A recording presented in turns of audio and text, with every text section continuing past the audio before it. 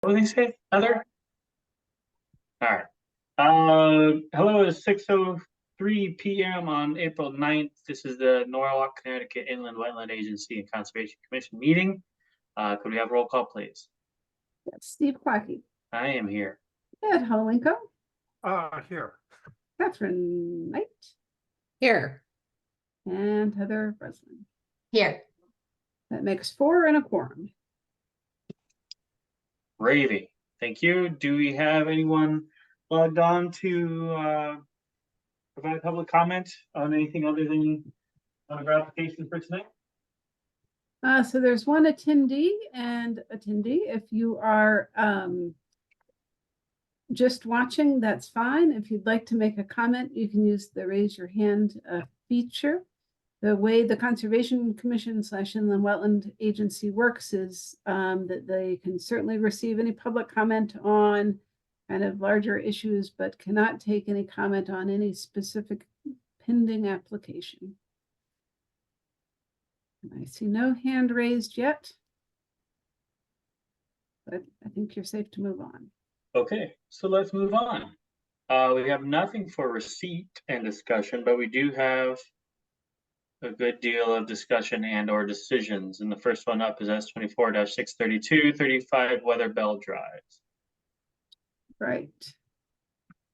So at the last meeting, there was a discussion regarding the developing a site plan. And then part of that, getting a site plan together, was figuring out the extent of wetlands. I think in your packet you received my email correspondence with Mr. Jay Fain, who's a soil scientist. Let me find that.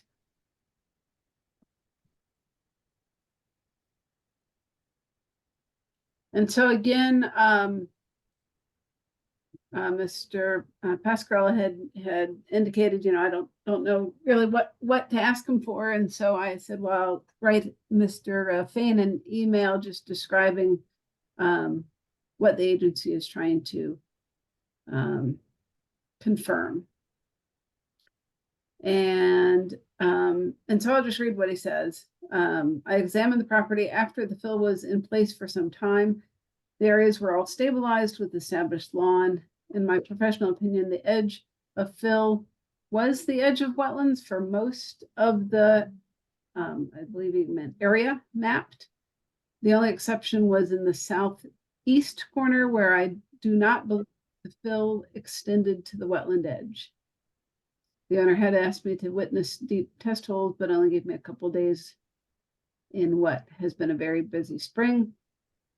And then he adds, further, I'm not sure deep test hole testing will be productive in this instance because of the depth of fill, and the extremely stony nature of the fill will make observation of distinct horizons difficult. I'm willing to try, but need ample notice to schedule.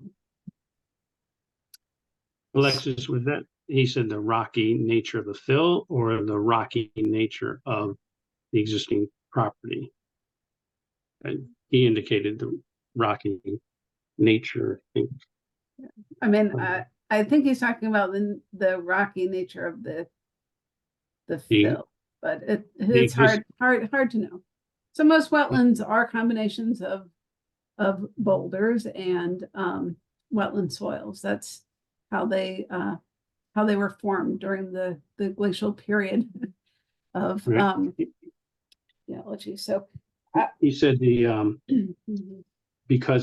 because of one, the depth of the field, and two, the extremely stony nature of the soil will make observation of distinct horizons difficult. So I think he was referring to the existing soil at that point. Okay, I'm sorry. I've been kind of confused about this the whole time. So he's saying the depth of the fill would not be is going to make the deep hole testing not productive. But the first sentence is the edge of the fill was the edge of the wetlands of most of the area mapped. So, Yeah, I don't really know what he's, so with his very first sentence, that it was, that the fill was in place for some time and that the areas were all stabilized and established lawn. I don't know what that has to do with it, other than that so wetlands are based on the soil profile, and they're based on the top 24 inches of the soil profile once you get past the topsoil horizon. And Norwalk has a lot of areas that were historically wetlands, but they were filled long ago. And generally a soil scientist would, if they had found a wetland soil and then found fill that was greater than 24 inches adjacent to it, they don't consider that wetland because it's been filled. Because again, it's the definition is based on that top 24 inches of the soil profile. So it seems that Mr. Fain is kind of implying that he didn't go into the fill because he was under the impression that the fill had been there for some time. Like when he may have looked at it and decided, oh, this is the old fill from when the house was built. So he seems to be saying the fill was there for some time and everything stabilized and established.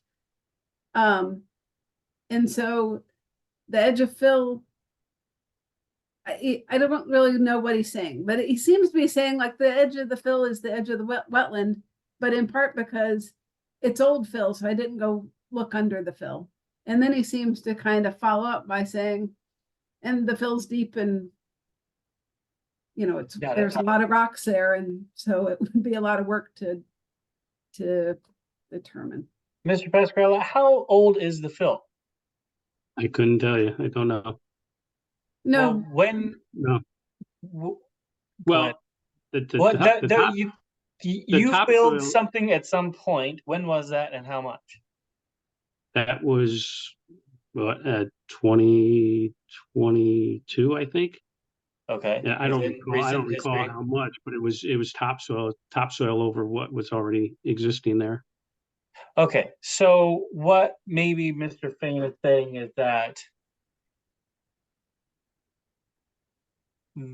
maybe recent fill got put over old fill. Is that a possibility? No, you don't think so? I don't think that's what he's saying. I think that I think he's saying that, so on this goes back to his sketch map. And I can pull that up. Do we just need a new soil scientist? Nothing against Mr. Fain, but also he called you Alex. I don't know if you go by Alex. I don't know. He was on the recommended list for the city, so. Well, we don't, again, as Alyssa says, we don't recommend, we just put anyone that requests to be on our list if they're a soil scientist. We can't make recommendations or the opposite of a recommendation. So Mr. Fain, I would be happy if any of the commissioners want to come out and take a look. I don't know what wetland soil looks like, so. Well, just get a lay of the land, so to speak. Yeah. Okay. Alexis, I'm sorry. What are you gonna say? So it started when I received Mr. Fain's report. So some soil scientists make a remarkably accurate sketch of their findings, and they'll note where each flag is, and they'll measure from the house to the flag and kind of to figure out where things are. And then and some don't. So this is Mr. Fain's sketch map. And he doesn't show where all his flags are. He does 1 through 8, and it's on the break of topography. So the brown lines are, right, contour lines. So it's a slope here, and then it's flat here. And so he drew them pretty much along that break of line, except kind of in the southeast corner, as he noted, it's kind of goes through this flatter area. And that's then he current found topography. That's current topography. No, so this is not current topography. This is 2016 topography. And so when you go out there today, so this line here, the break-in slope. Yeah. Did you Um, send another attachment, sketch versus I flags? did. Well, let me stop sharing then. Hold on. Let me find that attachment to the email. So I sent him an email. Oh, let me find it.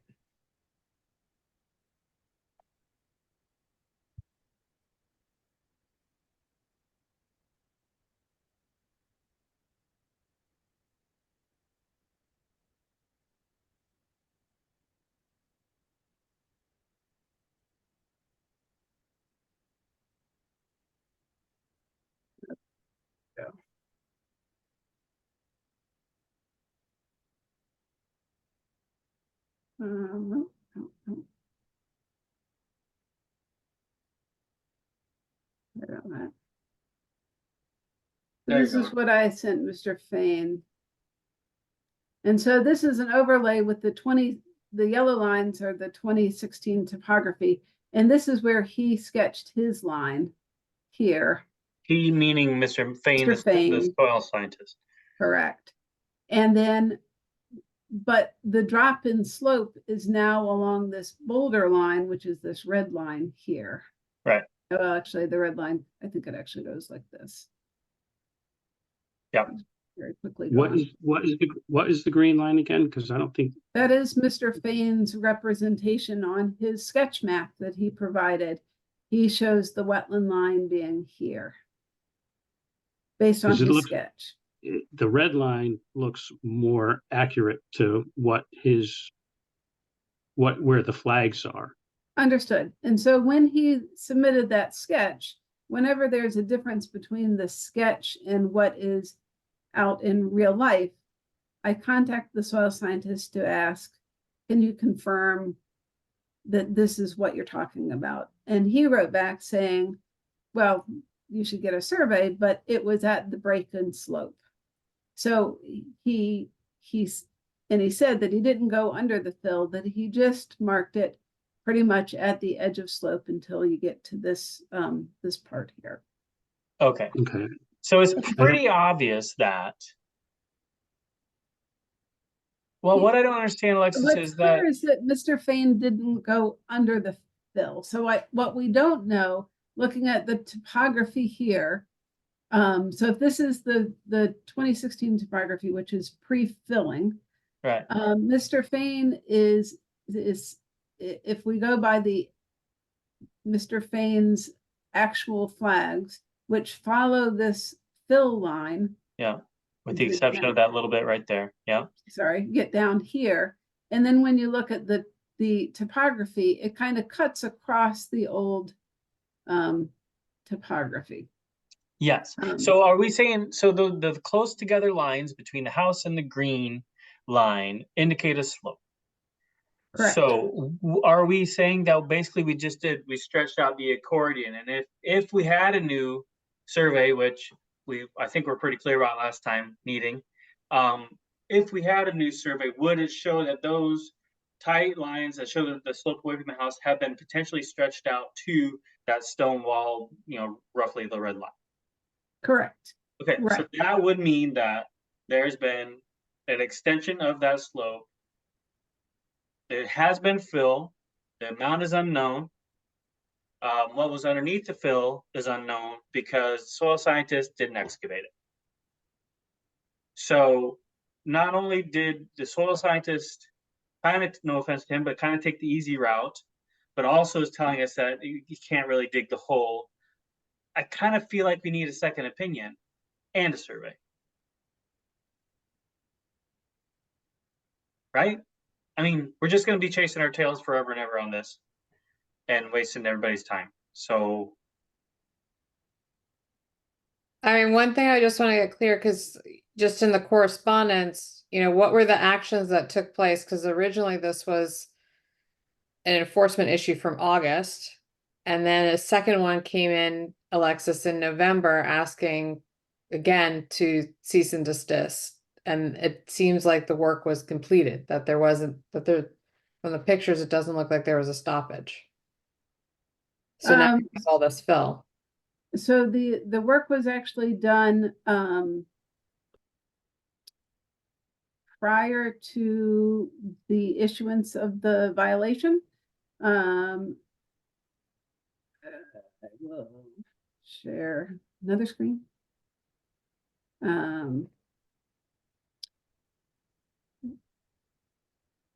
So the this is clearly a wetland area. In the way back, you can see it. So this is March 2022. In March 2022, I'm just gonna get sorry.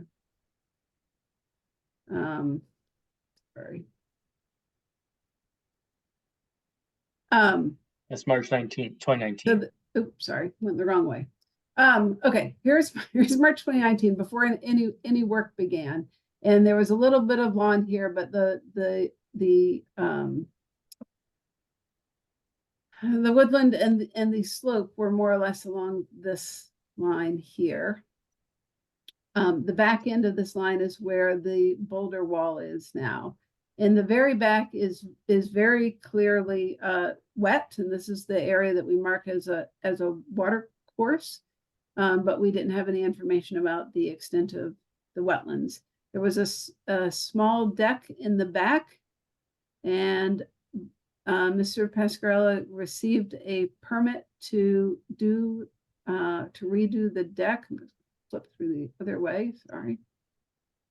And he got that permit in 2022 or late 2021. Oh, whoa, big change there. Right, so we did a sign off on this deck since it was only the deck and no other work. And what the problem was the amount of, filling an excavation within this area here. And so then you fast forward, by September of 2022, the whole lawn had been reseeded. And then you go to March of 2023, and it's an established lawn in March of 2023. So then by the time that Mr. Fain goes out, I have to look at his report in I'm on Mr. Fain, November. So by November, the next one is green again. He saw a green lawn with,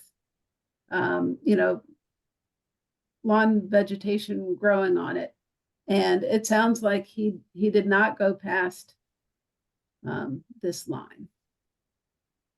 So that's really been, and at the end of the day, it's up to you guys, but that's why staff issued the notice of violation. Because when the zoning staff went out to do the final sign off on the deck and the propane tank here, they often review aerial photos first to just kind of get the lay of the land. And that's when they noticed when they went out there, because we didn't have these at the time, that it looked different than in those old aerial photos. And so they walked along the edge of the wall and noticed skunk cabbage and obligate wetland species. And that's when I returned out with them to meet Mr. Pascarella to look at the edge of what is now the lawn, and informed him at that time that we'd go back and do some more kind of desktop looking to see what used to be there, but that he may have a wetland violation on his hands. Okay. So just to be clear, there was, at the time the deck was, prior to construction, there was a permit from, through us, also granted for the deck. Is that what you said? No, we did a sign off for the deck because it was a pretty much like a deck replacement. So typically that just involves, digging a new sono tube, and we Sure. mark, and then we mark on it, but deck only. So was there, but there, I assume there was. This is because there was a wetland established previously, Mhm. and we were aware of that. There was an email from Joshua. Let me get that for a second. And this is the first I knew about any type of wetlands on there because it's not Is on this the the one deed. where they said there might be? Yeah, There are so- wetlands in the back, but that Josh, who was a zoning assistant, couldn't provide a map, that he'd have to see one of the people in the conservation office. The So Mr. it says Pascarella says the the- emails, but I didn't get an email. Wait, Mr. Pascarello, I'm going to stop you there for a second, if you don't mind. Commissioners and commissioners only, please respond. Do you really have any, does anybody have any questions about the step-by-step explanation that Alexis just gave us? No, No, I'm clear now, thanks. Uh-oh, where's Ed? No, he shakes his He's head no. Okay, so, I don't want to spend any more time on this unless we have something that we can actually talk about. Mr. Pascal, I think it's pretty obvious that, we're maybe relying too heavily on one person, to explain a situation that is obvious, and it's just not happening. So I don't think we can really do any much more with this until we A, get a survey, and B, you get a soil scientist out there that can give us some straight answers. And I think probably what it's going to show is that there's something here that needs to be fixed and undone. So Alexis, and I don't want to spend any more time on this unless you have something very succinct you want to share. No, I would just ask what are you thinking for fixes? Great question. Alexis, maybe I shouldn't say anything. I want to talk more about timeline. So we were granted an extension at the last meeting to have more time.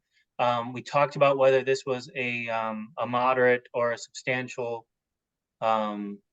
violation. I think we as commissioners determined that because the amount of fill was maybe unclear and there was no public, concern and whatever, that we didn't want to do a public hearing. We didn't think it necessitated a public hearing. Or am I miscorrect?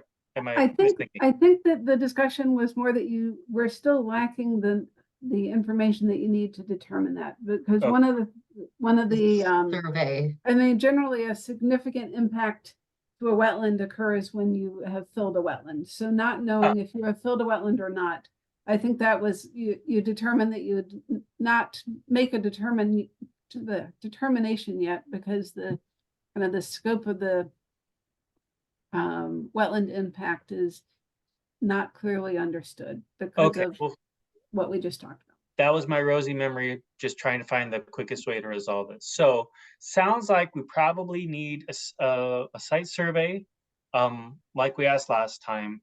How much time do we have, Alexis? Because I know we have to schedule a public hearing. We don't want to schedule a public hearing until we have enough good information, and then the clock is going to run out at some point anyway.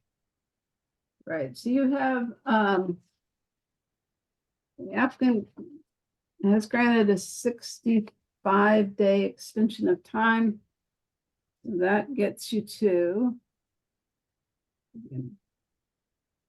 actual dates. Give me a second. So we got April.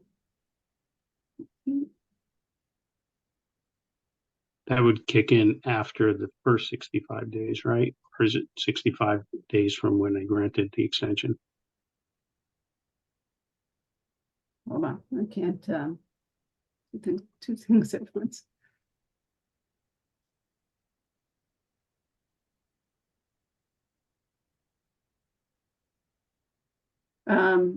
So the extension would be, the receipt date is what starts the clock ticking. So the receipt date of your application is the 13th of February.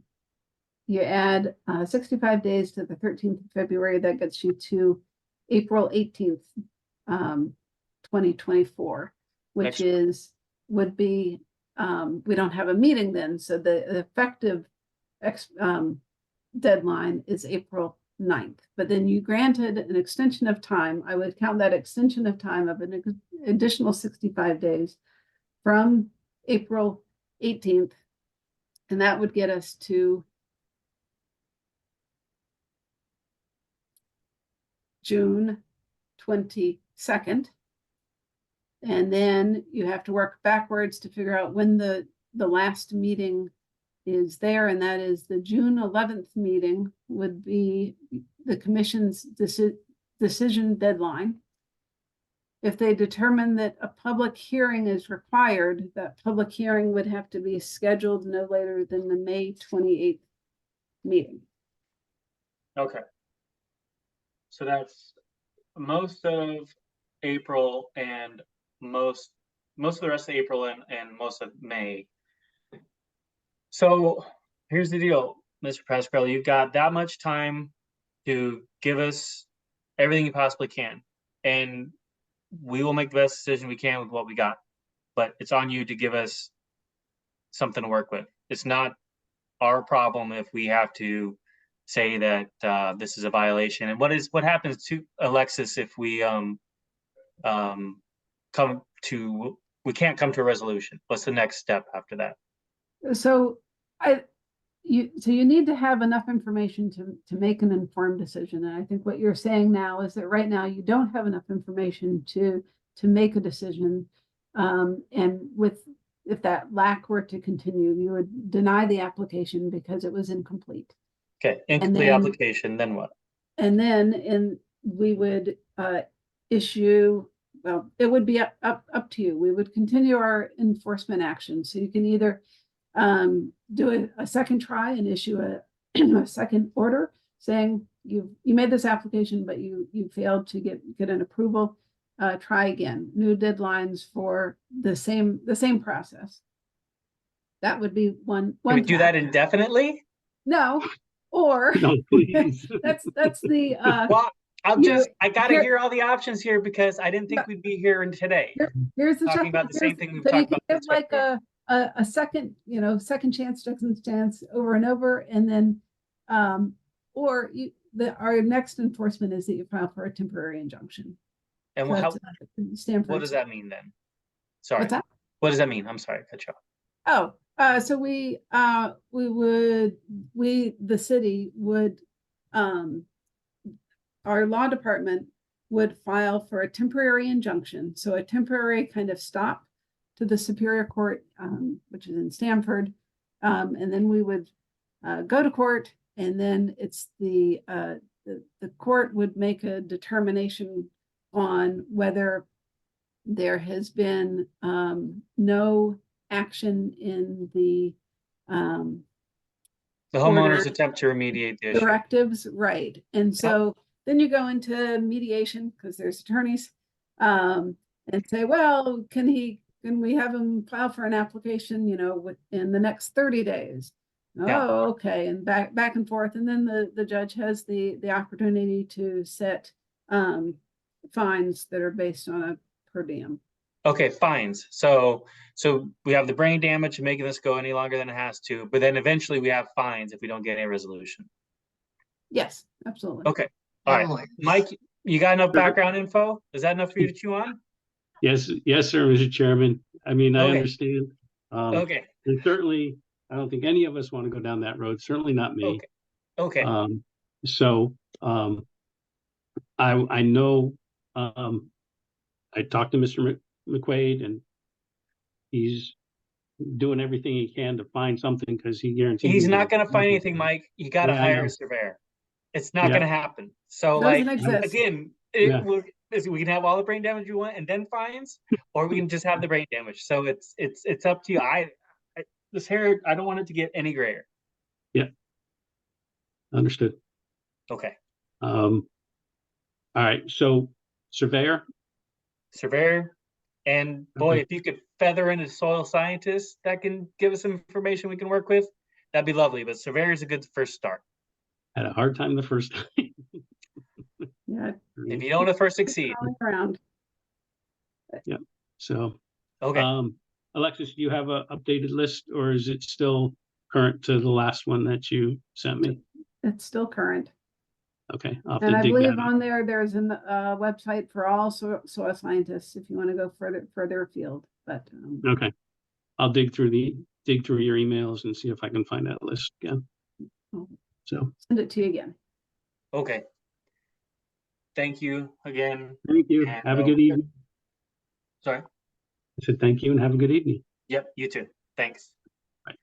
Okay, moving on to S24-633, 189 Perry Avenue. So this applicant has requested a continuance.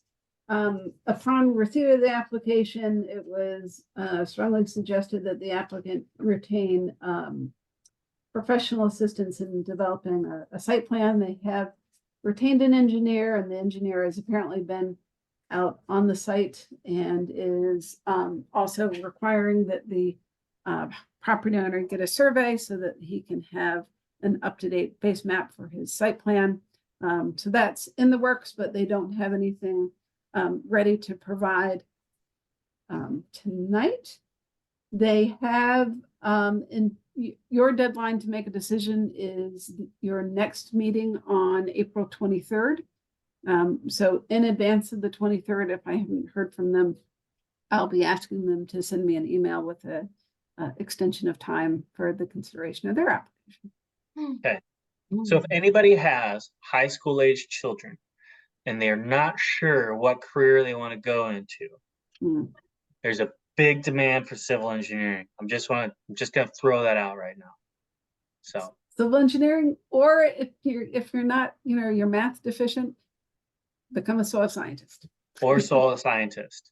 Okay, cool. Moving on then. Their conveyance is heard and to be acted upon. All right, S23-636, 70 Cranberry Road. I'm here. Okay, the applicant's representative is here. So earlier today, I received an email, which I just posted on the website. There's a revised subdivision map that you can view, and I suspect that the applicant will show you.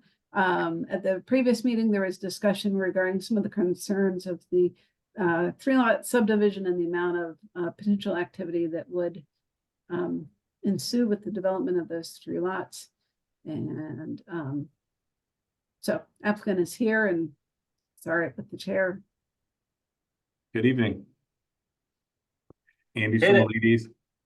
I'm a principal and professional engineer with Landtech. Also with me is Brian Carey, who heads up our environmental division. When you find those civil engineers and soil scientists, send them my way. I'm thinking of changing careers after this call. Just pulling up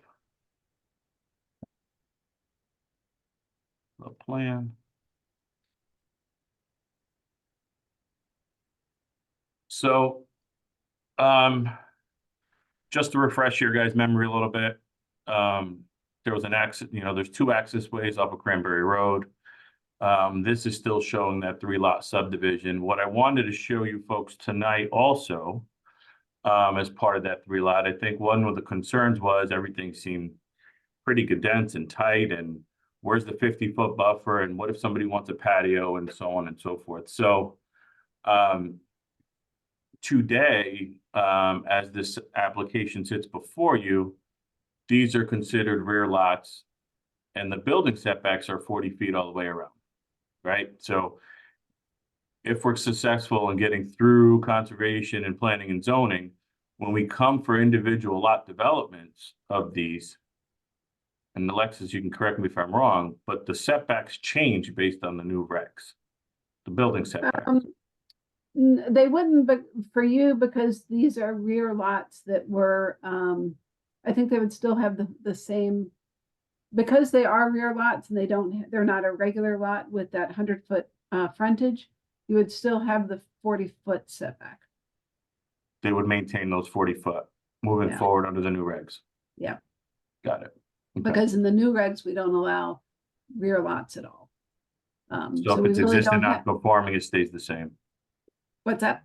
If it's existing non-conforming, it stays the same. Correct. Got it.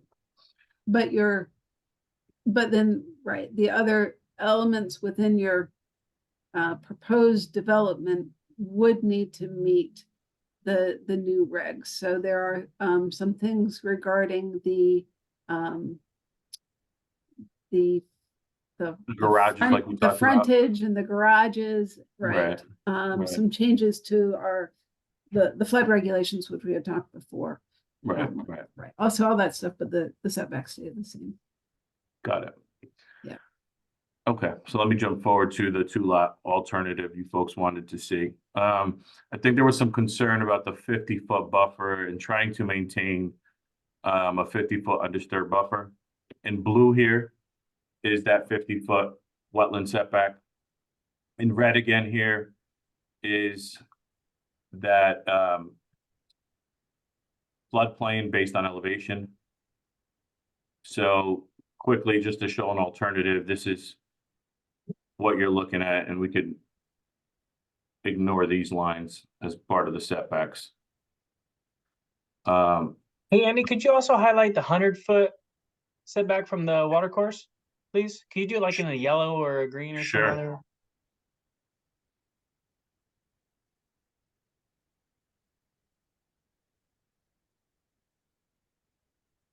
Awesome, thank you.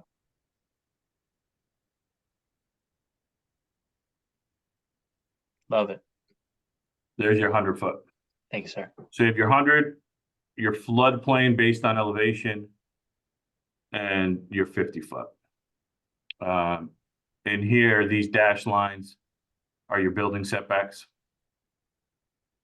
Mm-hmm. So in this scenario, obviously you could see there's obviously more room for each lot, to develop each lot. So that's what this figure basically shows. The existing house again is here, which is mostly within the 100-foot, but completely outside the 50. That existing detached garage, with apartment above is completely outside the 100. And then you have your driveway, obviously, and your access way. So this is not to get, we didn't fully develop each sheet like we did for, our 3-lot subdivision to show you landscaping, drainage, so on and so forth. But we wanted to give you conceptually what this would look like if these lots were developed with homes on them. So this is really what the 2-lot looks like. I think that was primarily it for last meeting of what you folks wanted to see. One thing I would add is, even if we went back to the 3-lot scenario, I just want to point out these access ways and crossings already exist, right? So we're not looking to do any improvements over Stony Brook in any of these locations. We're really picking up the existing driveway after we get over each bridge, and these are basically all driveways, right? So we're not putting in a road. We're proposing gravel driveways in this instance, but nobody said they can't be paved unless you guys condition it and you want gravel driveways. But I guess my point being is, I truly don't even see this as stands today, a significant impact or activity for a 3-lot subdivision. Now, when somebody comes back in and further develops these lots, yeah, then we can probably make those arguments, but we're not proposing any filling or grading or anything really to gain access to these lots. They really exist today. The crossings exist. So, I mean, I could even make the argument that it could be a minor activity, honestly, as it sits today. When everybody comes in and wants to build their homes, yeah, then the determination can be made depending on how much filling and grading needs to happen. And one alternative we did show, was where we did a 22-foot but private lane coming in, then yes, I could see that making an argument for that being a significant activity, which was one of our first alternatives. So that's all I've really had to share tonight, and just see what next steps could be. If the 2-lot option is the option, we could further develop those plans. Or if you guys are comfortable with the 3-lot, we're more than happy to move forward. One thing I would also add is, if you do approve a 3-lot and then somebody comes in with a development of that lot and you don't like it, you could deny that application. You have every right to not approve that, and then make them build a house and patios and driveways to your liking, right? You'll have complete control over that lot's development further down the road. And if a developer gets down to pat and it's like, well, I can't do anything with these, then they could figure out and redo their lot lines and make it a 2-lot potentially. So again, I think all 3 lots can be developed in a low impact development way. We did show drainage that was sufficient. We developed a very thorough landscaping plan that I would be comfortable making a condition of approval that planting plan needs to be implemented before anybody could develop any of these homes. So that's something we're willing to offer up. So that's all I have for this evening, and I'll turn it over to you folks for any questions. Could you just bring up the 2-lot proposal? Sure. Thank you. I see. So we still got that first house well within the 100-foot upland review area for the water course. But I mean, Andy, there's with your setbacks and everything, there's really no way to avoid that if you want to have this be more than 1 lot. Right. Does that Correct. seem about right? Correct. I mean, to me, it's like, what's the goal here? Right. And I understand your point, but it also, like, if we're arguably, I would assume your point is to get the 3-lot subdivision approved, but at the same time, if we're banking on the fact that when they come back, that in all likelihood, or in at least a good percentage of a chance, that it's not going to be able to be developed to their liking. I mean, I don't know if that's. Well, the current owner of the property is comfortable with this layout and this. Okay. And developing. Again, like I said, these homes are fairly large footprints, right? We went through Yeah. that. They're, Yeah. These are 6,000 square foot homes on 2.5 stories, right? So they're large homes. Yeah. And That's not the footprint though, right? That's your The 3,000 square total. foot. clarifying. the So footprint is- if I can chime in on top of, I think what Heather said is, I'm not interested in setting us up for future conflict by approving a 3, even though I don't like it. So I'll speak for myself and say I could probably make my peace with the 2-family as it's drawn up, and not be too worried about the future potential conflict of actually having these lots developed, which is the whole point. Right. Any other commissioners have thoughts? Yeah, I mean, part of Or not? it becomes more difficult with the 3 then once somebody has development rights on a subdivision, it's implied that there's a development right in there. And so you have, a lot of compromise that then needs to be made. And part of the buffers and doing this is to really forward think about the negative external pressures, to the wetlands and water course that can potentially arise from and I don't see the positive in the 3-lot for further protection of the wetlands and water course. It seems like there's going to be a lot of negative pressure on the system. Okay. Yeah, I mean, in reality, it's like a 1-lot field is really the most protective. And so I feel like to us, like a 2-lot is a compromise that allows us to have some breathing room in the future, but that's my opinion. Right. Yeah, I'm not sure I see the need or benefit for, that we're introducing negative elements even with the two lots. I Right. mean, it's a one lot with a lot of wetland and watercourse activity on the whole lot. And so kind of the footprint of least disturbance is one lot. Yeah, and I also think that I don't want to buy into any landscaping proposed design right now because I want the flexibility to react to whatever's proposed for the actual house and its surroundings, or the houses and their surroundings. So keep it generic is what I'm saying. If it sounds like the direction you're going to go is to prepare this option here for us to approve at our next meeting. Okay. That's just, and again, that's my opinion. I'm not speaking for everybody else. No. And with the 3 lot with 2 rear lots that are, within was within the buffer zone, being rear lots, it really makes a headache for us just in terms of monitoring landscape or activities that are then happening in the wetlands and watercourse. We really don't have sight unless somebody actively goes on to monitor what's going on in the property. There's no way to know what happens once the person's moved in and starts landscaping. Until the neighbors call to complain, of course.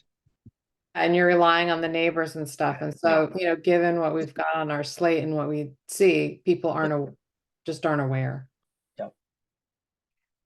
Okay. Any other commissioner comments, or Andy, do you have any questions? Okay.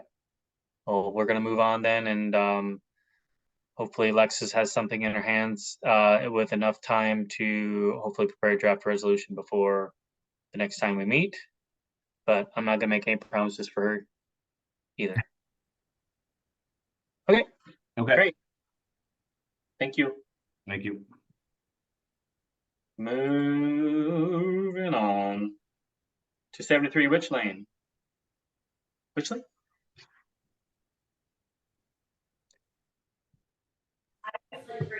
Have we received anything new since last time?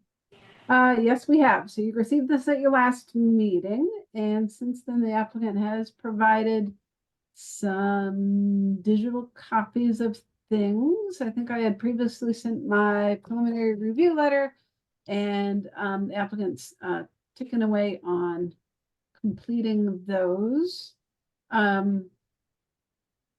Again, it is a currently a vacant lot that in the past held a residence in it.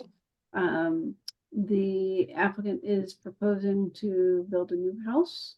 There is a wetland and watercourse on the eastern property line, as well as to the north. And applicant, you can either share your screen and take the commission through what you've submitted to me, or I can share my screen. No, got it. Share. I don't have the information. I just share the screen. If there's any questions, I can help answer them. Okay. And so I would say that, oops, hold on a second.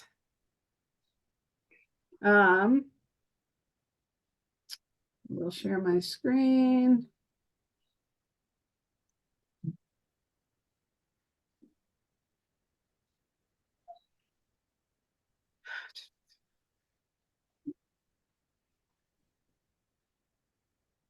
So here is, we don't have a location map, but this is Witch Lane here. Here's your north arrow. So north is to the left side of the screen. Witch Lane is here, the intersection of Range Road here at the bottom of the page. The previous driveway to the former house was in here somewhere. Yeah, it was in that wetlands okay. course there. It's Yes. outlined dash line here. It will now be on Range Road. One of the comments that I had was to the applicant is to circle back to the Public Works Department and confirm whether you're going to have the house basically be having an entrance on Witch or Range, because that matters now for zoning, and so it will become 6 Range Road. and I've been out for a few days. I don't know if you've been able to stop by to talk to anyone in zoning about the layout, but I think that, and we can, tomorrow we can communicate about maybe getting together with the zoning enforcement officer to talk about the layout, but I'm not sure that the driveway coming into the home is still going to be allowed as per the new regulations and zoning. In the front. In the front, Right. yes. Yep. So give me a call tomorrow, basically. Okay. I'm going on a sideline, but anyway, back to wetlands. So here's Range Road. It's much higher than the wetland here. So this is a slope going down a relatively flat area. The old house was approximately in the same location as the proposed residence. Applicant, just interject if I get anything wrong. No, you're right.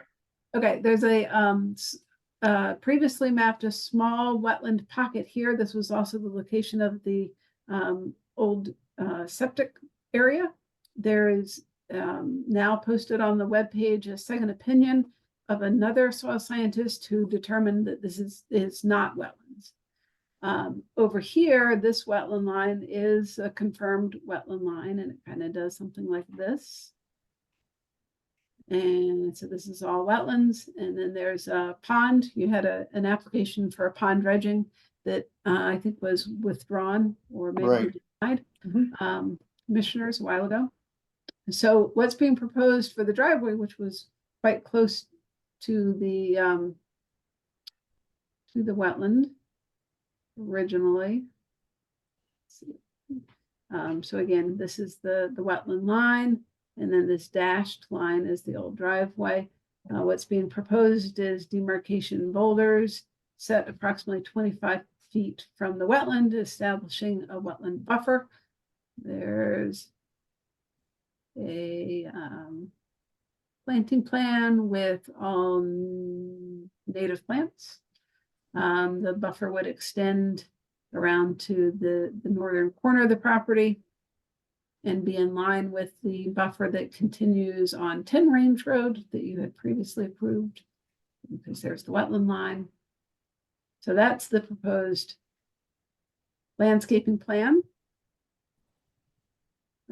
Is the 25 feet in response that was given by the commissioner staff previously? I think that the original comments from staff based on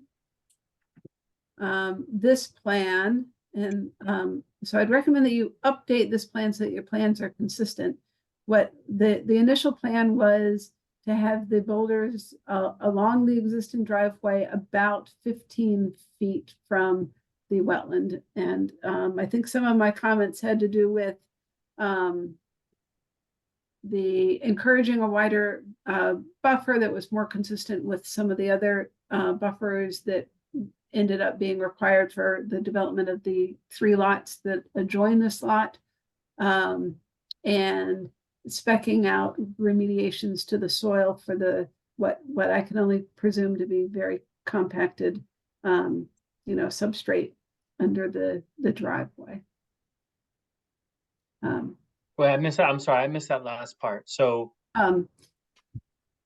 I think that the initial staff reports encouraged a wider, I don't think that the commission I don't know if you got that far. I don't honestly remember the Okay. last meeting. I don't think that you did, because we didn't have digital copies of any of the maps. So Yeah, we it was just kind very of short talked in general last terms, time. right? but what about the driveway and the compaction? Is there some proposal to like undo that somehow? Yeah, so the landscaping plan does have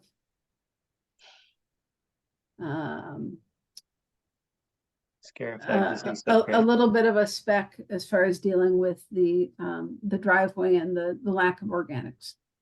Got it. Okay. So right now, the drainage plan and the landscaping plan don't line up as far as the demarcation boulders. You may want to just have Mr. Devanzo update this plan. Yes, I will. But again, here's the a high point, sorry. Zoom in a little bit. Range Road is a high point of around 52-foot elevation. And then the wetland is closer to 34, 35. House would be constructed kind of at the tail end of that slope. Stop using my pointer. There's a proposed stormwater retention gallery that would be underground. They're proposing a silt fence line right at the edge of the wetland. And so when Wayne does revise his plans in the boulders, you may want him to also do a second row of silt fence along the proposed buffer line, just Right. to reduce further compaction. Okay, And the house is believe- going on sewer now instead of septic, right? Sorry, sewer, yes, you're correct. It'll be sewer. okay. so There no is septic. there is a stub already off of Range Road onto the property. Cool. Because they originally stubbed it out before they repaved it, Range Road. Oh, smart. Somebody's thinking that day. Public Works is pretty good at finding what's gonna happen in the near future before they pave now. Good. So Alexis, just a quick question. So you're saying that the driveway cannot go in the front? It have to come, we still have to come off which lane? No, it can be in the front, but it's the I want you to really. We don't can wanna talk about it zoning. tomorrow. I mean, Yeah, it's fine. it's the garage front. It can come in and be kind of into the side, but the front view of a garage is. part Oh, of no the- longer allowed. Gotcha. Yep. The new regulations, okay. It's we're still figuring out what they mean and all the Okay. little tiny bits. No problem. Alexa, could you go back to the landscaping plan, please? And I'd like to get Absolutely. commissioners input on buffer and upland review area and whatnot. Are commissioners thinking that 25 is enough, too much, too little? Can you just help me understand the flood line? Because I know this area floods.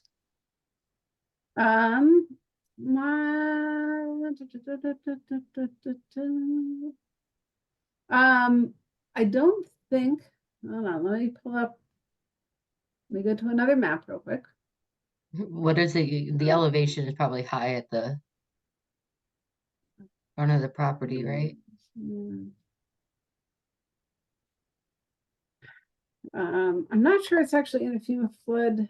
It's not in a flood zone. It's not in a flood zone. It does flood. Understood, but I don't believe it is in a FEMA flood zone.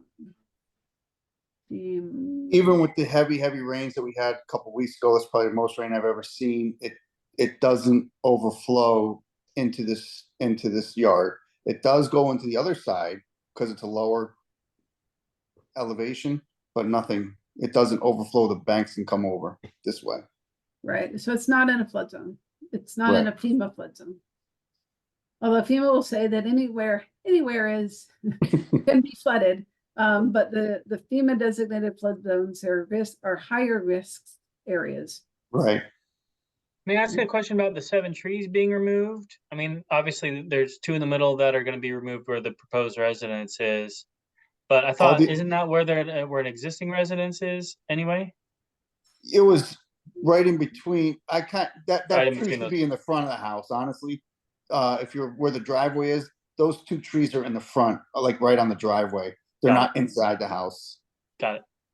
But then, so the other ones, they're all, it looks like you're taking 7 decent sized trees down. Yes. And are they diseased or are they?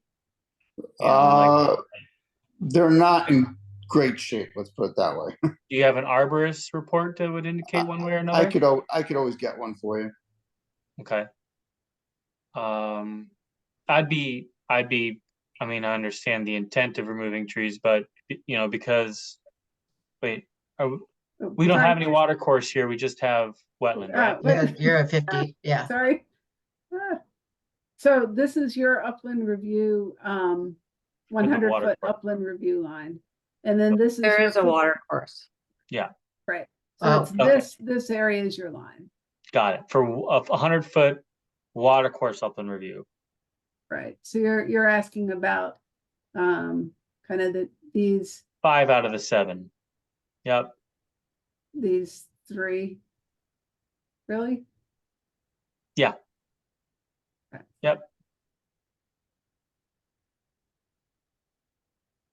I mean, it's not like, 100-foot, we don't have any opinion at the 100, beyond the 100-foot line, but yeah, those are the only ones I'd press you on.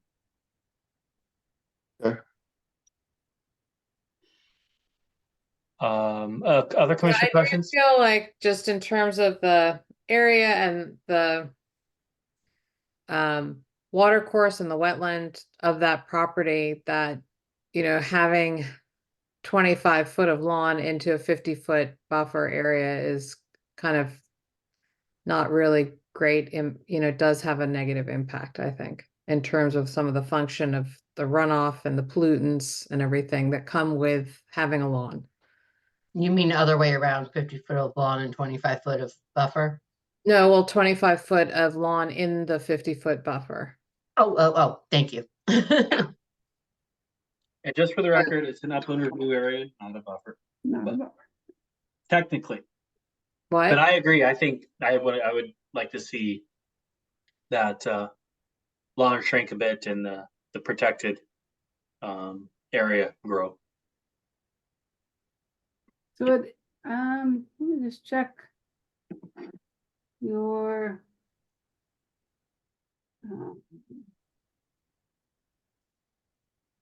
Oh, it's, I can't do it on my.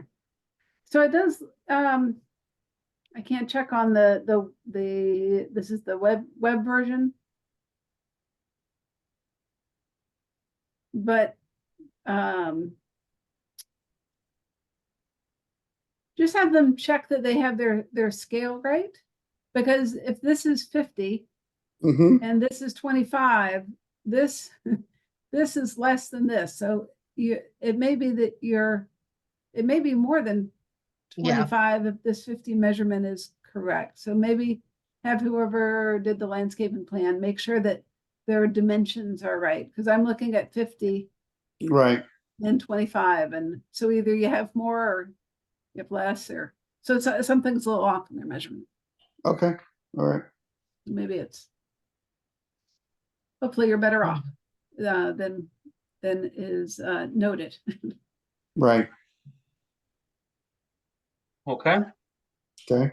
So we're happy with the landscaping, plant selections is what I gathered from Alexis, right? That they're all native. What were the yeah. larger trees that are there any, what were the, To be you scroll proposed. up? Yeah, planted. thank you. Yep. Maple remnant. So 8 total trees, a mix of red maple, red bud, which is not a shade tree, but so you have 2 shade trees, red maple and pin oak, and then 6 kind of understory trees, red bud and flowering dogwood. And then additionally, you have 20, 30, 45 shrubs that are all native. And those are truly shrubs. And then a variety of bugs or containers of native herbaceous plants. Just a quick question, not to be nitpicky here, but are red buds native? I believe so. I can look them up real quick, and if they aren't, I'll let the applicant know. But I believe that the red bud is native. Yes. Okay, I thought it was more southern, but I could be wrong. Cool. Okay. All right, well, I don't think we have a resolution to approve tonight, but Mark, if you're soaking what Yeah. we're spelling here and amenable to some of the feedback you're getting, there's nothing saying that if you can't get Alexis something in her hands somewhat soonish, that we can help you get going. Oh, yeah, I'll get it done quickly.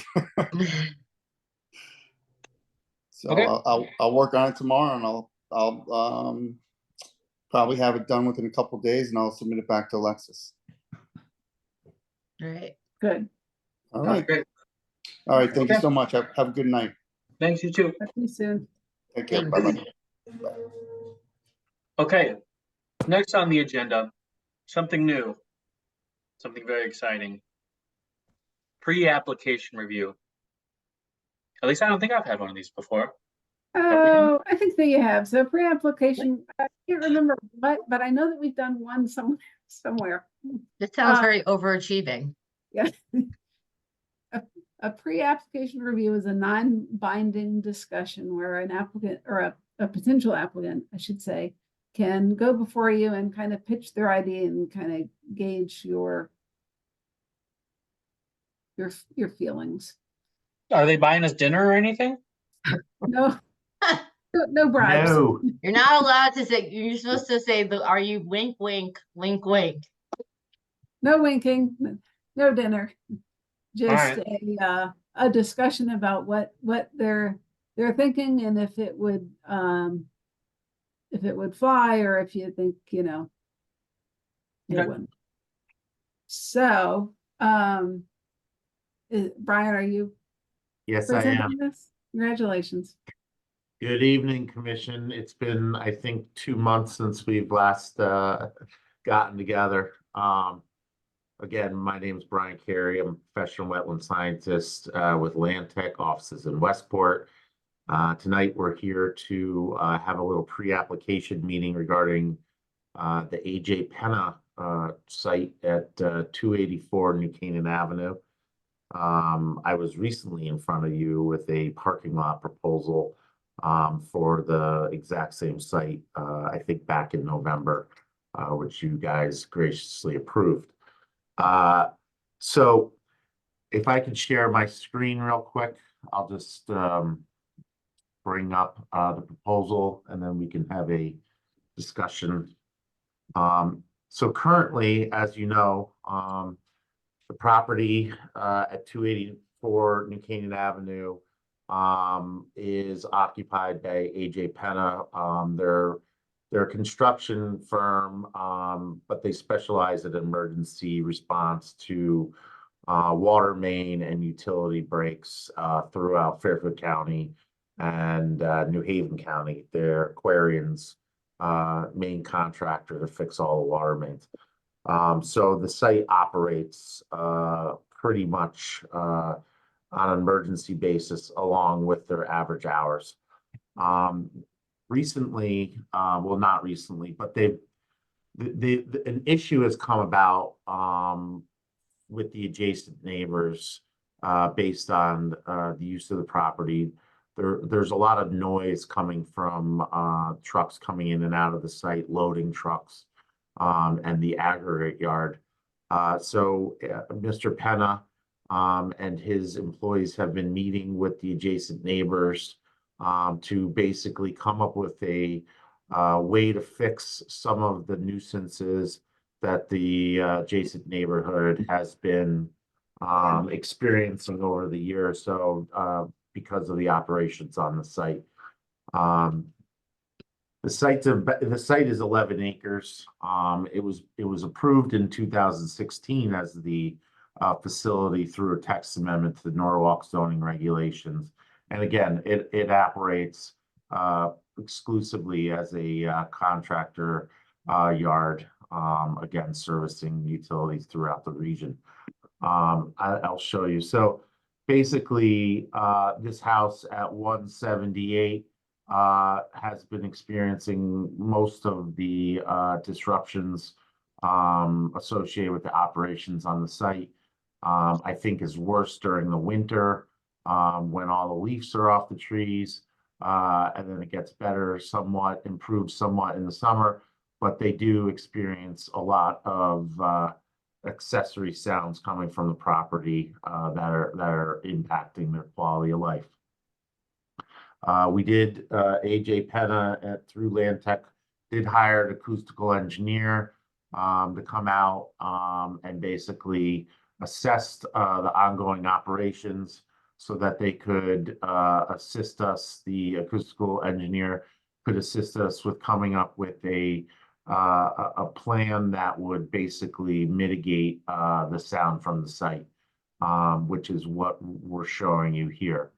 The idea, again, to help the neighbors is to build a berm, a 15-foot high earthen berm that would be planted with vegetation, which would help screen the noise and also create a visual barrier between the neighboring properties and the construction yard. The acoustical engineer said that this would solve most, if not all, of the problems associated with the sound that's reverberating from the yard. You can see the grading that's associated with the plan.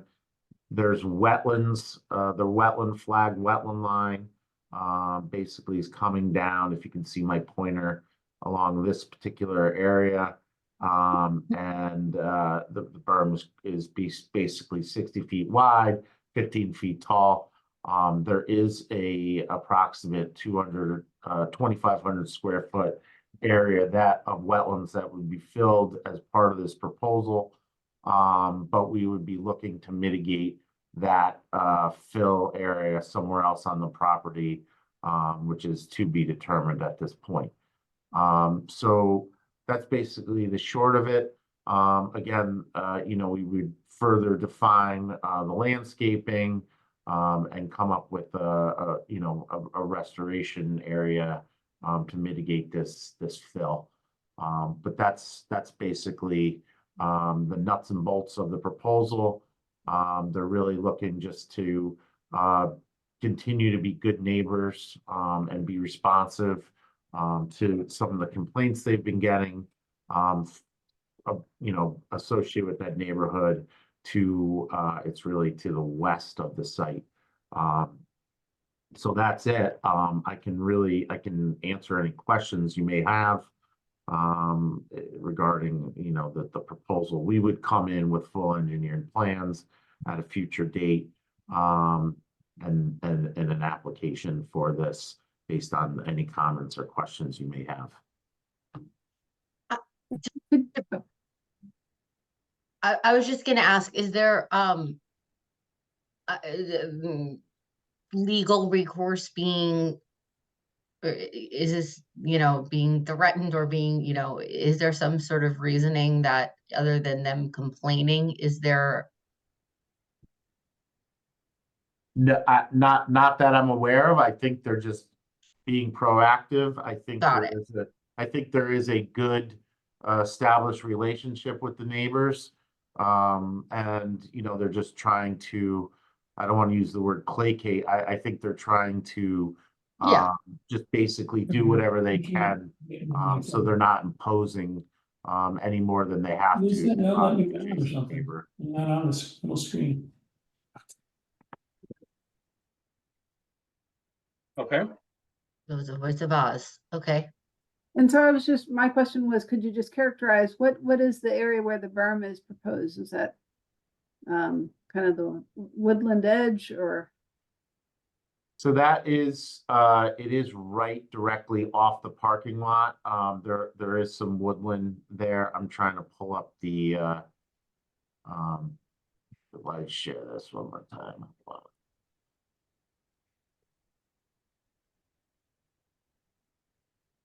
So the berm would be going basically finding its way along this line right here. There would be some clearing associated with it.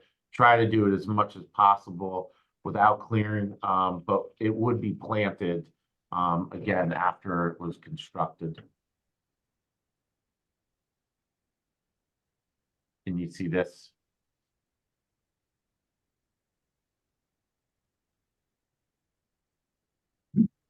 Okay.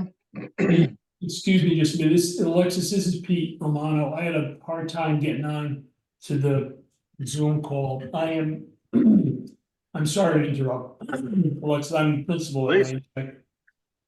jump in, Yeah. but we've been thinking you were Emma Rojas. Now, Yeah. you know what, nowadays I could be. So, but I identify as Pete Romano. I just want to give you a little bit, I'm sure Brian did a great job. I just, give you a little bit of background. Vinnie Penna, is a emergency utility contractor. We got this site approved for him. You know, this used to be the armory for the state of Connecticut, and Vinnie bought it back in 2016, probably 15. And in 2016, we got approved for a contractor's yard. And the criteria kind of was that he had to be in a position where he could respond to emergencies throughout Southwest Connecticut within 2 hours. So being placed there where you can hop on the Merritt Parkway or go down 123 and get onto the thruway was beneficial to be in this site. A lot of people came out in support of the project. The first selectman from New Canaan, the mayor from Norwalk, all support Vinnie's application. So what happened after they started operating? We had, we went through fairly smoothly through the process, planning and zoning for the contractor's yard. And after a few years, we started the Wilsons, who live just on Pinconot Road in New Canaan, just up here. Hey, Brian, I'm going to share the screen because I share my screen. All right. All yours. Okay.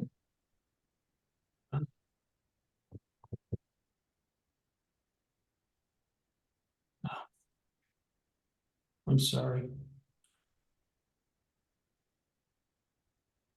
Just to complicate things, I was on a ZBA hearing in Westport at the same time, so it's been a commotion.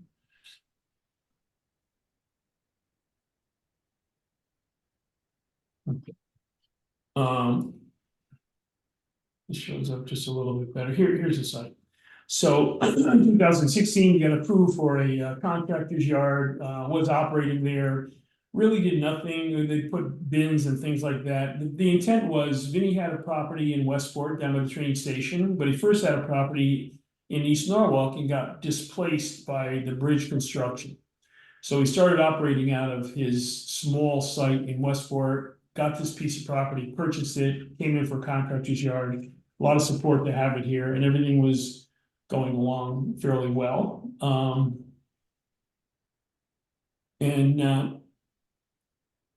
Neighbors, the Wilson family who live up here, very nice neighbors. They came, I think they talked to Vinnie, spoke with us, and they were basically said, we understand we're next to the contractor's yard, and I know what Vinnie does, but is there some way that we can diminish the noise that transmits to our property? They're about, I don't know, about 500 feet away, but Vinnie operates contractor's yard. He has loaders loading up, he has trucks. The tailgates pound against the back of the trucks, and because he's an emergency contractor, a lot of times he's there on Saturdays and Sundays. So the Wilson said, are there some things you can do to help diminish the sound from us? So because Vinnie owned his own company, he was able to control his own people. They put what they call virtual backup alarms. So actually it sounds like a duck, rather than beeping. All of his guys have instruction on when they can start their trucks, when they can leave on a typical day. When there's an emergency, that's all bets are off. So they need to come down, get their equipment, and leave to go to the job. And so, as much as we tried to come up with a solution for the neighbors, it just wasn't happening on a regular basis. So, and I'm going to tell you, the Wilsons were wonderful all along. They've been putting up with this. Landtech has probably not been as aggressive as getting this through the finish line as we could have been. But in an effort to do that, Vinnie went out and hired an acoustical engineer. Actually, Mr. Romano, if you don't mind, I mean, I think we got the story. Okay. From Mr. Carey. So if there's anything in particular you wanted to add on top of what he shared, that would be No, helpful.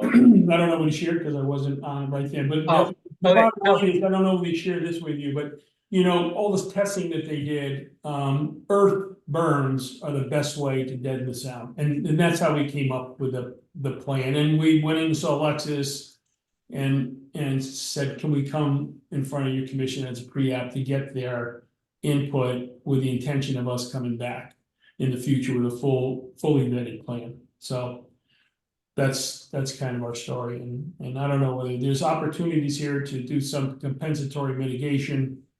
You know, we can recreate some wetlands in other places if we had to lose some of the wetlands there for the berm, but that's kind of our story. Okay, Thank you. Sorry, I didn't mean to cut you off, but No, I'm and glad I I actually did, I'm because s- I wasn't, yeah, you got the drift there. Okay. Commissioners, do commissioners have any specific questions about, the ask here, When was Thank you. when did they move to the site? If you could just remind me, sir. Yeah, probably late 2000. He came over little by little because he still had his yard in Westport. And then he used other places that he could find. I mean, he's got a big business. He's got 200 men that work for him. They're not all here, but so they probably started at the end of 2016 and started moving things over little by little. And then just in the last year, he finished the office space. It turned out a beautiful office space here now. So everything kind of runs out of this property. I see. so, oh, go ahead, Heather, sorry. No, I was on. I was just said I see. Okay. Yeah, so it sounds like it's been a ramping up of sorts as far as the activity there. Yeah, I think the activities were over there. I don't think that's an untrue statement. Yeah, I mean, all of his activity is on this piece of property now, but that was always I mean, we didn't represent it any other way to planning and zoning. We were a 200-person firm in 2016 kind of thing. You're right. I mean, everything emanates out of here. I mean, it's with the exception of the disturbance to the neighbors. I mean, this is a pretty nice site for what he's using it for. Yeah. I have a question Please. of the berm, just, it shows 60 feet. So does that mean that the, level of disturbance to build this berm is 60 feet back from what? where it starts, at the Yeah, edge? so of here's the- what happens, here's what developed happens. land? Yeah, no, here's what happens when you build a berm. You gotta build it at a slope so that the earth stays in place, right? Everybody knows about sedimentation and erosion control, so it's 2 on 1 slope is a stable slope. So by the time you get a 15-foot high berm and you go 2 to 1 on each side, that's 30 feet on each side this would end up being the south side and the north side. So then you have a kind of a cone that's, by the time you get 15 feet in the air, 2 to 1 slopes, you have a footprint that's 60 feet wide. So what happens to the existing trees there? They're coming down. The berm's gonna get planted, and I think once there's the disturbance there, if you've been out there at all, I mean, Vinny's done a bunch of plantings along the wetlands on the driveway and things like that in there, but yeah, those trees are gonna have to come down. And look, before the application goes forward with a formal application, we'll go out and walk it, you can take a look at it too. I mean, I really tonight wanna say, if you can give some direction and say, hey, Pete, no way. Or, hey, maybe there's a way, but let's bring the application in and let's vet the possibilities at the full-blown hearing. That's really what we wanna hear from you I tonight. mean, my sense is that, the activities and disputes about activities and zoning, that's not, I don't think, within the purview or consideration of this commission. No. We're really the wetland agency, and so looking at it for a noise complaint to say that we would need to clear cut some substantive trees were, within the wetland and close in the buffer of the wetland, as well as fill wetland. I'm not sure that I could see the case for that. That's my view as it sits in front of us. Yeah, that's what we wanna hear, that's, yeah. Heather, it's- or- Go ahead. No. I mean, I Heather, would say this, look, if we, you know, we're an environmental firm, if we don't wanna, if we don't have to go into the wetlands, then we wouldn't have to, and this is a special case, you have to put it in such a place so that it has the greatest impact about the sign, and I know there's two conflicting positions here. This is how we solve the sound thing, but it does encroach in the wetland and the wetland setbacks, which that's a consideration that you have to, your commission has to give a consideration to, so. I understand. Ms. Breslin? Did you have? I, anything you wanna add? no, I echo, I Questions mean, you wanna look, ask? no, I didn't have a question. I just think that, you know, this place, it's like a 10 pounds of potatoes in a 5 pound sack. I keep feeling like we're coming back to that thinking of like, and, you know, is that the right metaphor there, or the right colloquialism, Steve? You know, The one I use, I can't say during this meeting. yeah, okay, fair. We'll leave it at that. But I think, you know, to me, at least this doesn't seem to be a long-term solution for them as a place that they're going to live for a very long time. And to continue to augment wetlands and disturb it seems to be just not a great use of that habitat. And I do feel for the people living over there. I do. You know, but I also understand, like, if I've lived next to a train several times, unfortunately. Yeah, I got used to it really quickly. You know, I mean, stuff has to go places, and it has to be next to people. And I do feel for them. It's not that I don't, but I don't see it. I agree with Catherine in the sense that I just don't see a good case for that much disturbance, unfortunately. Okay, thanks, Heather. Okay. Mr. Hollowinko, anything you'd like to add?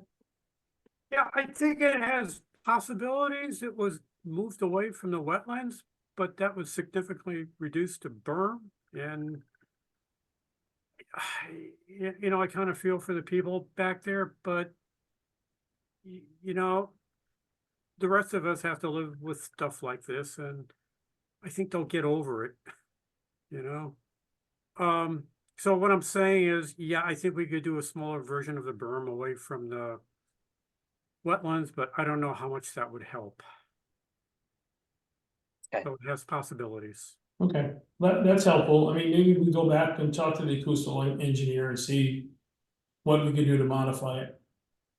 I mean, And it still has, have some impact on sound damage. like, you know, I don't want to suggest this, but like some sort of like even wall would be something that's removable. We can't really uncover or berm and realistically, you know, uncover the wetland would be it would be a lot of work. Additionally, you know, it would be a lot of, I Yeah, don't know. I know. No, I got a gist of what you're saying.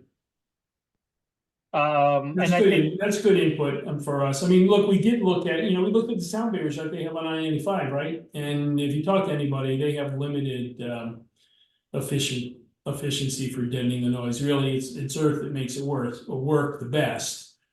So maybe there's some alternative we can look, and maybe we, you know, rotate it and get it out of the wetlands, and maybe we put it off of the pavement into the woods a little bit more, and we propose some heavy duty plantings to come back in there. You know, it's a perfect thing for him too, because obviously Mr. Penn has got a lot of soil around that he can, and machinery, so he can build it.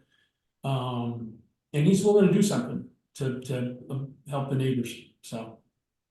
But I think that's some good input. I mean, I understand where you're coming from, kind of thing, so maybe some variation that gets us out of the wetlands. Maybe the berm becomes slimmer, maybe it rotates around close to the property line. So I think maybe I'll go back and talk to, Mr. Penn wasn't able to be on tonight, but his general manager is on. I don't know if he's popped his face up here, but he's on listening to it as well. And he's, you know, he's fielded questions from the Wilson family over the last couple of years, so. I think we've accomplished what we need tonight. I appreciate that, and Yeah, I mean, I would just add in, like, even if you moved or rotated, you're still you know, it would be very hemmed in and removing a lot of trees from an you know, yeah, important buffer area. So I just, All yeah, right, I got you. All right. Thank you. I don't want to take, yeah, I'm not No, running the meeting. I'm just saying, I'm done. I really do appreciate your time. Alexis's input. We went to see her, it was helpful. So we'll go back to the drawing board, literally and figuratively. And okay, figure out, all right, thank you all very much. Thank you. you All bet. right, bye-bye. Okay. What is this? 170 Riverside Avenue. That doesn't look like a That's wetland. me, that's my next hearing. It's a ball field. Bye. Good night. Thank you. Good night. Okay, well, that was our last piece of business of that flavor. We've got coming up next the approval of minutes. I read them. I will approve the minutes. No, you're gonna make them. You're gonna move to. I'm gonna approve. make a motion to approve the minutes. No, just of- move to approve the minutes. You don't have to make a motion. You can just move. Wait, this is what I do. Someone does something nice, and then I poke them about it, thinking it's cute, and then it backfires on me. You can do what you want with I that don't know why I motion. think it's cute. I don't know. I get feisty in these hours. I move to approve the minutes. I'll second. Okay. Any discussion other than Steve should keep his mouth shut? Okay, all in favor? Is that a motion? No, that was just discussion. What am I- Yeah, what am I alright, voting do you need on? to move that? Yes to all, yay. Just kidding. No, I just haven't seen Heather for a while, so, you know. I that's- know, we haven't, that's- well, we've sign seen of each the- other, but we haven't, yeah. All right, well, it sounded like that passed. Ed gave a nod. 4-0, yeah, great. Conservation initiatives. We haven't, go ahead, sorry. No, nothing. Oh, Okay. wait, that was yours, conservation initiatives. I'm sorry. Yeah, well, I'm Okay. okay to move past it tonight, unless people have more thoughts on. Do we kind of leave it open-ended with the extending the upland review area? No, I thought No, we I were think gonna draft were- something. Yep, so I haven't finished yet. I have, so if we could do the next meeting, and I had previously sent, I think, the draft language. It really is crossing out the word 50 and adding the word 100, and then minor revisions to other texts that should be in there. And so I have a draft letter to the state that needs to be reviewed by DEEP, and we need to send that referral at a minimum of 35 days prior to scheduling the public hearing. A public hearing is required to change your regulations. So, that's right. Now I right, remember so this. it's a bit of kind of like, okay, well, if this goes out, so I think I wanted to, one of the things I wanted to check on was June 11th. If we were to schedule a public hearing for June 11th, which is in 7 weeks from now, is anyone gonna definitely not be here? Barring, things that happen.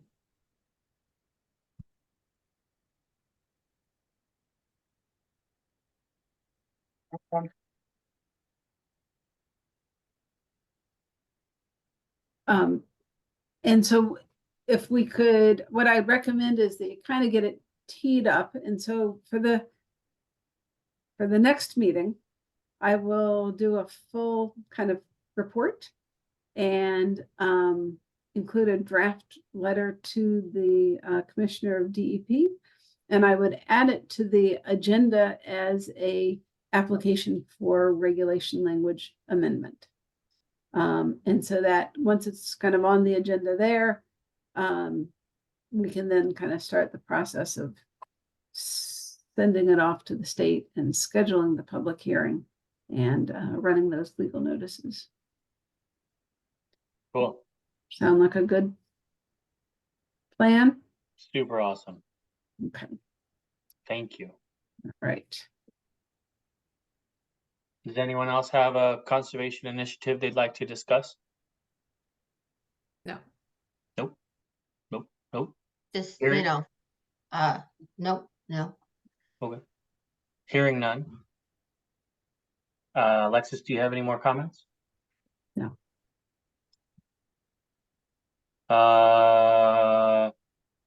Commissioners, we talked about the proposed regulation amendment.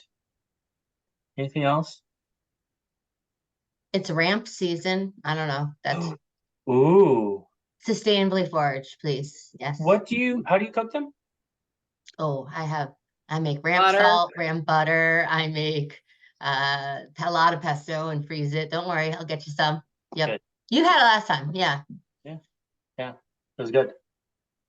We had your cocoa the other day. Okay, sorry. Let's, I'm gonna move to adjourn and then we can chit chat, I suppose. Yeah, sorry. Can This is I have a second? Second, Another second from Knight. There's no discussion. We're just gonna vote. All in favor? All right, unanimous. Good Means night. over. Stop recording, Alexis.